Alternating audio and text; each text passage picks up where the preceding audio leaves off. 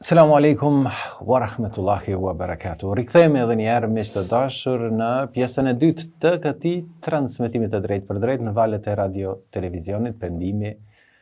Në pjesën e dytë zakonisht japim rëndësi pyetjeve dhe përgjigjeve të marra nga ana juaj shikues dhe dëgjues të dashur të radio televizionit Pendimi.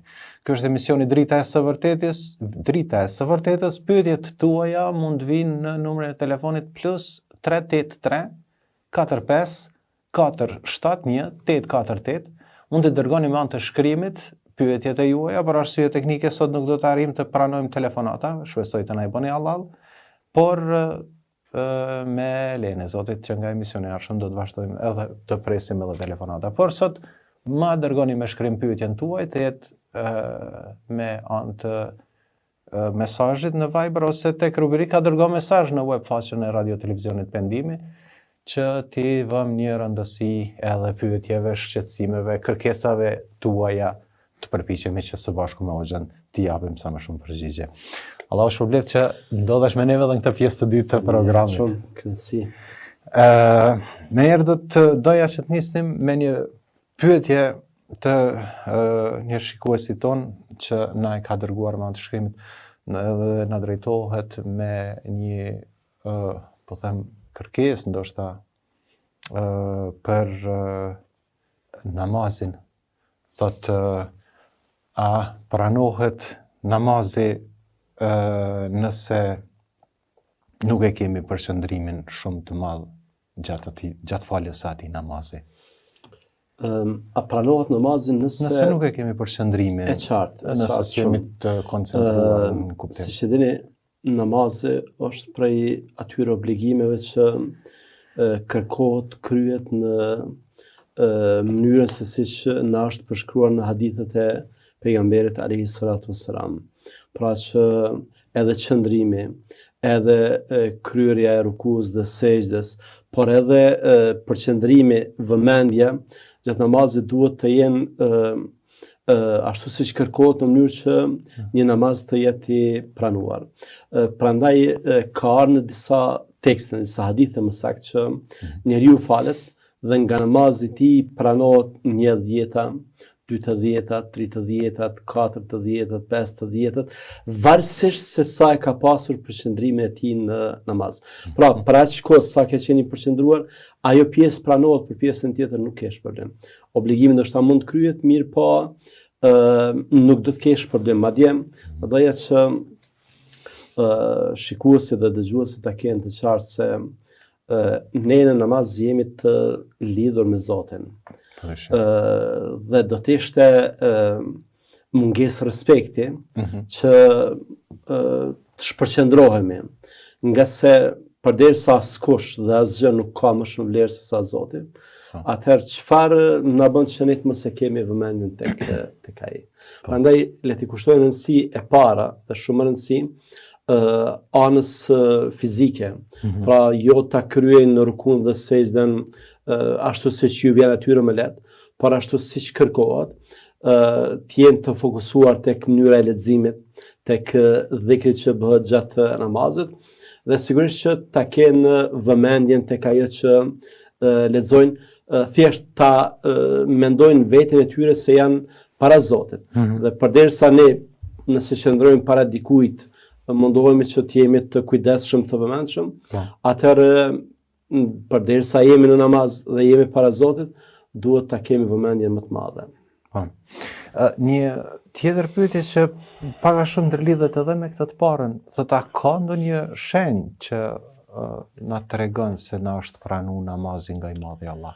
E para, po e përsëris prap nga se si e dini, përkushtimi për kryer namazit është obligim. Ruajtja e kohës së namazit, kryerja e rukujve dhe sejdave, pejgamberi alayhi salatu wasallam i ka thënë një njeriu që është fal, mirë por nuk e ka bërë rukun dhe sejdën siç duhet, i ka thënë kthehu dhe falu sërish, nga se nuk je falur. Pra duhet ta dimë që si kusht i parë është që namazit kryhet sipas rregullave. E pastaj ne duhet që në raport me Zotin të kemi një qasje pozitive. Pra që përderisa kemi kryer një obligim, ashtu siç ka kërkuar Zoti, përderisa kemi kryer në përputhje me mësimet e Muhamedit alayhis salam, përderisa ne kemi bërë vetëm për hir të kënaqësisë së Zotit, pra nuk është se jemi shtirë para dikujt ose se kemi synuar që dikush ta fiton një përshtypje për neve se jemi adhurues ose atëherë kjo është një prej atyre gjërave që na bën të bindemi se vepra jonë pranohet prej Allahut te bareke ve teala. Mirë po, nëse e përjetojmë një lloj kënaqësie nga namazi, nëse ndihemi mirë në namaz, atëherë mund të them se kjo është një prej atyre treguesve shpirtëror se përderisa unë kam një përjetim, një kënaqësi, një lezet në namaz, atëherë ai namaz është i pranuar tek Zoti. Dhe sigurisht se edhe namazit të reflektoj, nga se në Kur'an dhe në hadithin është treguar që namazet kanë mision. Misioni i namazeve është që neve të na largojnë nga të këqijat. Inna salata tanha anil fahsha'i wal munkar, namazi largon prej punëve të pista. Muhamedi alayhis salam ka treguar që namazi në kuptimin fizik e ka rolin e ujit i cili e lan për shembull nëse kemi një lumë pranë shtëpisë tonë, lahemi 5 herë në ditë në të, fizikisht nuk mbetet asnjë njoll. Po kështu nëse ne falemi 5 herë në ditë, në zemrën tonë nuk mbetet asnjë, pra nëse kryejmë namazin dhe përjetojmë namazin dhe e kemi këtë lidhje shpirtërore, besoj që këto janë prej treguesve që pra ne kemi ndryshuar. Namazi kërkon që mos jemi katar dhe ne pas namazit nuk është se jemi kthyer avazit të vjetër, nga se po duhet ta them kryerja e namazit, kryerja e xhirimit, kryerja e adhurimeve, nëse nuk na bën jashtë me të tjerët, në raport me të tjerët më të mirë, është tregues se nuk është pranuar. Nëse ne jemi fal dhe në momentin që kemi dalë jashtë xhamis, kemi sjellje të mira me familjarët, me prindrit, me bashkëshortë, me fëmijët, me të tjerët, kjo është dëshmi se është pranuar namazi. Mirë, një pyetje tjetër e ngritur nga një prej dëgjuesve tonë, thotë në çastet e vdekjes, domethënë kur vdesim, edhe e dim që vinë me laqet edhe na pyesin për pyetjet e natës së varrit, edhe ne përgjigjemi saktë dëgjuesi, dhe neve na bëhet varri kopsht pe kopshteve të xhenetit. Si pyetje e shtruar, thotë pse duhet të friksohemi nga dita e gjykimit? Pyetje shumë e vend dhe mendoj se këtë pyetje bën vetëm dikush që e ka të ngritur nivelin e dijeve fetare dhe e ka mendimin e mirë për Zotin. E para që dua t'i them kushdo që ka bërë këtë pyetje dhe të gjithë atyre që na ndjekin është se edhe fetare, edhe njerëzore, është që ne kemi një lloj, si them, doze të frikës ndaj vdekjes. Është e natyrshme. Njerëzit nuk e kanë qef vdekjen. Një ditë pejgamberi alayhis salam ka thënë kush e do takimin me Allahun, edhe Allahu e do takimin me të. Dhe kush nuk e do takimin me Allahun, as Allahu nuk e do takimin me të. Aisha, gruaja e tij, Allah qoftë i kënaqur me të, i ka thënë oj dërguari i Allahut, po ne nuk e duam vdekjen. Ne jemi njerëz, nuk e duam vdekjen. Muhamedi alayhis salam i ka thënë, nuk është kjo ajo që unë po dua të them. Nga se në momentet kur njeriu t'i vije vdekja, besimtarit, dhe takohet me melekët që vinë për ta përgëzuar, tani më brenga e tij është si të shkoj sa më shpejt tek Allahu xhallahu ala. Brenga e tij është si të shkoj sa më shpejt tek Allahu xhallahu ala. Prandaj mendoj që neve besimtarëve bota tjetër duhet na friksoj, vetëm nëse bëjmë mëkate. Ndërsa nëse mundohemi që të ruhemi, që të bëjmë vepra të mira, për shembull sahabët në çfarë forme kanë kuptuar vdekjen. Përmendet tek Bilali dhe tek disa sahabë tjerë që Allah qoftë i kënaqur me ta, që në momentet kur janë goditur nga dhimbjet e vdekjes dhe kanë parë familjarët që janë mërzitur për ta, kanë qajtur, ju kanë thënë ne tani do të takohemi me Muhamedit alayhis salatu wassalam. Pra kalimi nga kjo botë në botën tjetër është mundësi që ne të shkojmë tek i dashuri ynë, ta takojmë atë që nuk e kemi parë, që e kemi mallëngjim për ta takuar, të shpresojmë që do të ndërmjetësoj për ne, do të pim nga haudi i tij, nga kroji i tij, pastaj nga kautheri, ta takojmë Allahun xhallahu ala në xhenet. Prandaj mendoj që çësia e atij që ka bërë këtë pyetje, vëlla se motër qof, është një çësje pozitive, e cila flet për besimin e madh, besimin e mirë, mendimin e mirë për Zotin. Shqani vëllai, ne ndonjëherë i vëm vetës disa barriera edhe shpirtërore. Mendimi i keq është barrierë shpirtërore. Prandaj në hadith kutsi ka ardhur që Zoti ka thënë, unë jam ashtu siç më mendon robi. Nëse ne mendojmë mirë për Zotin, do të gjejmë mirë tek Zoti. Nëse ne themi o Zot, ne jemi njerëz, ne të kemi besuar, por ndonjëherë nga epshi, nga harresa, nga mund të kemi mëkatuar. Prandaj na fal, Zoti na fal. Pra nëse ne kemi këtë mendimin e mirë, gjithsesi se tek Zoti do të gjejmë më mirë. Kuptoj. Mirë, një çështje tjetër që na rikthen tek tema të cilën e vatëm në pjesën e parë, dhe që është e rëndësishme që të flasim edhe për këtë temë, tek çështja e Ramazanit dhe agjerimit. Thot, po ja kam thot koqa shqetësim edhe në thojza e ka shty, edhe e ka shkruar në thojza, frikë, thot, ardhjes Ramazanit, për shkak, thot, se bashkëshorti im është konsumues i cigarës. Edhe gjatë periudhës së Ramazanit, e ka shkruar bëhet e gërsirë, bëhet si i egër, bëhet i arrogant, agresiv në gjatë ditës. Thot, a ma jepni dot një këshill si të veproj në këtë rast me të që të paktën ta kemi ne të tjera qetësinë e agjerimit të muajit Ramazanit. Subhanallah. E përmenda edhe më parë që është për keqardhje fakti se në disa raste Ramazani tek disa njerëz ndikon që ata të kalojnë kufit për të keq. Këtë gjejmë në rastet e shumta tek ata që e konsumojnë duhanin. Sigurisht se është gabimi i tyre që nuk ju falet. Nga se Ramazani rol, funksion, mision e ka ta kultivoj tek ne vetë përmbajtjen. Ne përmendëm hadithin që nëse dikush të provokon edhe fizikisht, ti duhet t'i thuash që unë jam agjërueshëm. Prandaj është për keqardhje se si këtë mund ta gjejmë tek këta njerëz. Kjo tregon se këta njerëz janë agjërues pasiv. Janë agjërues formal, janë agjërues që nuk përfitojnë nga agjerimi i tyre. Për fat të keq, në këtë rast janë ata familjarët që vuajnë pasojat e psojnë nga këto sjellje të papërshtatshme. Do doja që në radhë të parë ta bisedosh me burrin dhe ti tregosh se ky nuk është qëllimi i agjerimit. Pra nëse ti kalon në këto nivele, në këto nivelet të sjelljeve arrogante, kjo nuk përkon me agjerimin dhe nuk kesh problem. Nuk po them se duhet i thotë që të mos agjeroj, përkundrazi. Duhet i thotë që ta shfrytëzoj Ramazanin, shëni. Po kthehemi para te ajo që përmenda tek qasja.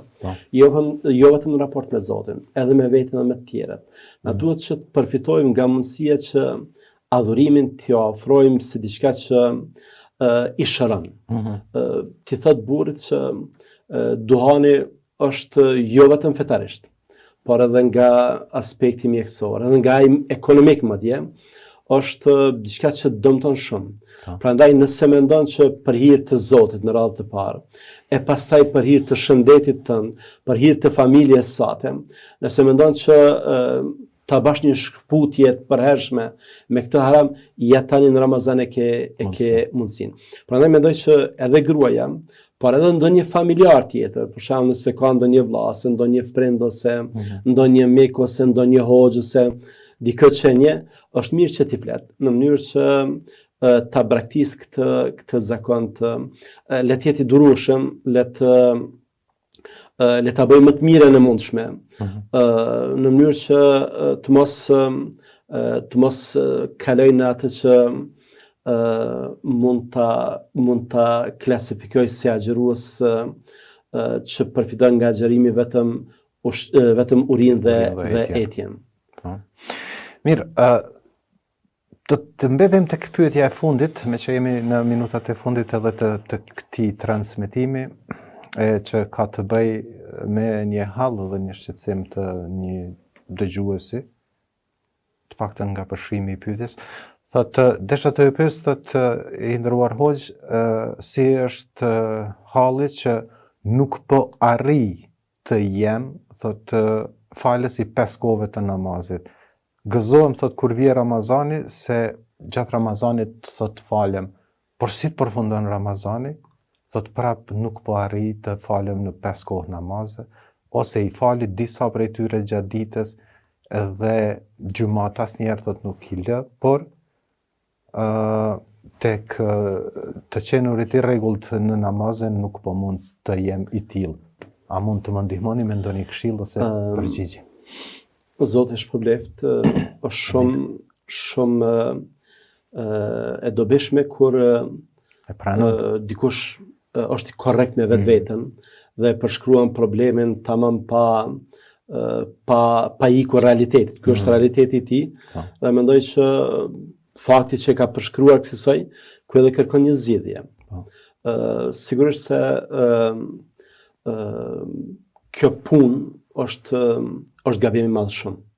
Pra, braktisja e namazit është prej gabimeve dhe gjunave teje të mëdha. Dhe aq më shumë kur përsëritet më njëherë pas Ramazanit. Ne patëm një pyetje rreth treguesve të pranimit prej treguesve të pranimit të agjerimit. Është që pas Ramazanit të jesh më mirë se që ke qenë më herët. Tani nëse je rikthyer prap njëjtit zakon, kjo tregon që ke pasur defekte edhe me agjerimin. Pra nuk është problem vetëm tek namazi. Problemi është tek adhurimet tjera që nuk i ke kryer siç duhet. Ajo që në radhë të parë duhet ta bësh është t'ja bësh vetes detyrim. Namazi nuk është prej mundësive me zgjedhje, pra që mund ta falësh një, mund të mos i falësh të gjitha.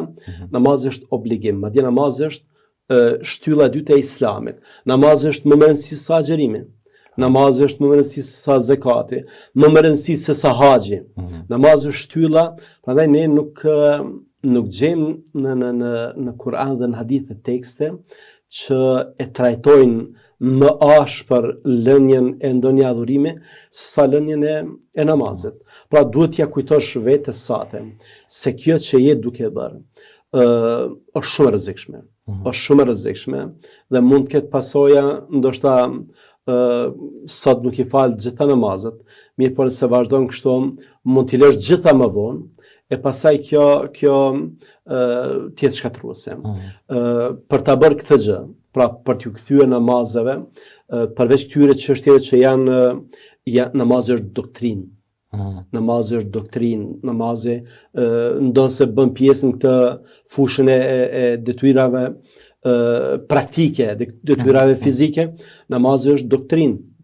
Ka të bëjë me besimin, është urdhër direkt nga Zoti. Ai që nuk fal namaz, madje edhe nëse e bën me përtesë, edhe nëse nuk e mohon namazin, i ekspozohet një mëkati teje të madh. Nuk po them se është kafir, nuk po them se del nga feja, mirë po i ekspozohet njërit prej gjunave më të mëdha. Duhet i kesh këto gjëra në radhë të parë parasysh dhe tjetra duhet të humbtosh për shkaqe pse nuk mund të falësh namazet. A është përtatësia, a është dembelia, a mund të jetë për shembull angazhimi me gjëra të kota, a mund të jetë shoqëria për shembull, e cila ndonjëherë të fton në kohën e namazit të akşamit, pastaj ikën akşami, ikën yatsia, kthehesh vonë, pa ti humbtosh shkaqet, duke eliminuar shkaqet, pastaj vjen edhe vepron siç duhet. E kuptoj. Mirë, Ishin këto pyetjet për këtë edicion të sonëm Drita e së vërtetës. Ka qenë shumë kënaqësi që të jemi në një Me që ka qenë imja, Zoti ju shpëbleft. Amin, Allah i shpëbleft. Shpresoj të mos jetë e fundit. Si, ne do të përpiqemi që të jemi sa më shpesh, e dyert dhe studiot e radio televizionit Pendimi janë të hapura kurdo që ju të keni kohën dhe mundësinë që të na bashkangjiteni në programe. Zoti ju shpëbleft. Amin, dhe të falenderoj shumë për gjitha përgjigjet e dhëna dhe për gjithë këtë komunikim në bashkëbisedim që e patëm sot. Faleminderit shumë. Allah të shpërbleft. Shikues të dashur, miq të nderuar të Radio Televizionit Pendimi, Drita e së vërtetës rikthehet sërish javën e ardhshme në terminin ton të rregullt, në të dielën ora 20:00. Deri në takimin ton të radhës, nga unë Avni Lugiqi, nga kolegu në pultin e transmitimit Kushtrim Guri dhe gjithë ekipa realizuese e Radio Televizionit Pendimi, ju përshëndesim me përshëndetjen e banorëve të xhenetit. Assalamu alaikum rahmetullahi wa barakatuh.